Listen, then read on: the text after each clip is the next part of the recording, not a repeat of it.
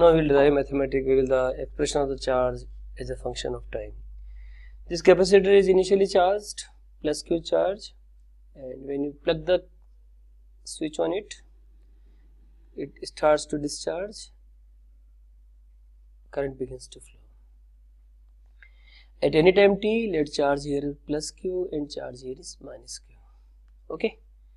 So now we will write the KVL equation for the circuit. I will say when you are moving from minus to plus, you will say Q by C positive.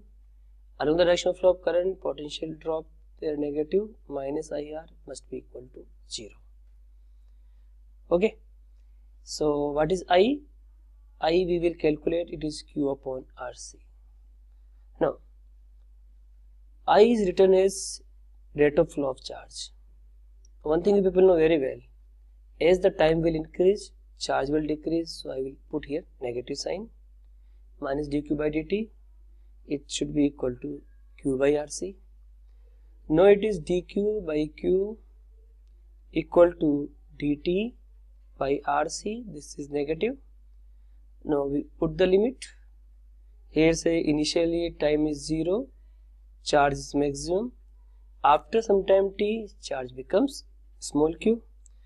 So when we solve, we get ln q, and limit is given you capital Q to small q, this is minus t upon RC, and I will write directly because it is common derivation, q equal to capital Q e power minus t upon RC. Okay, so we observe it, this is the expression of charge at any time t. Now I want the current. You will say charge at any time t can be written as capital Q e power minus t upon RC. And what is I? We know the formula, minus dq by dt. You please differentiate it. We will get Q upon RC e power minus t upon RC. Okay, let me show it. This is the. Okay, we can discuss this situation also. At t equal to 0, what will happen? E power 0, you will say 1, I is Q by RC, maximum current. And when t tends to infinite, steady state, current tends to 0.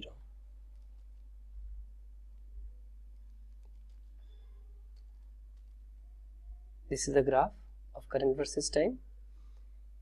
I hope it is visible to all of you. It is a discharging situation. Current will decrease from the negative side.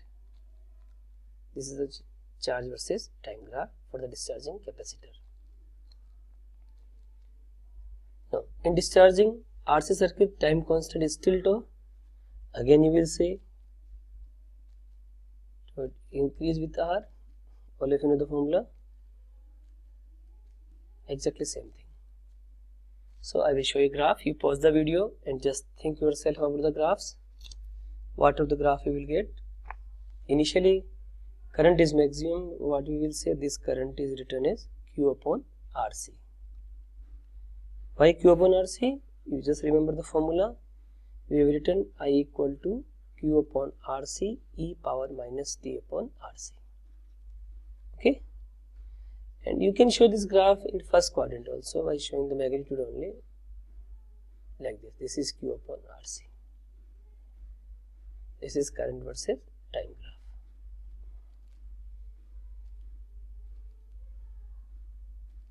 All of you just read it.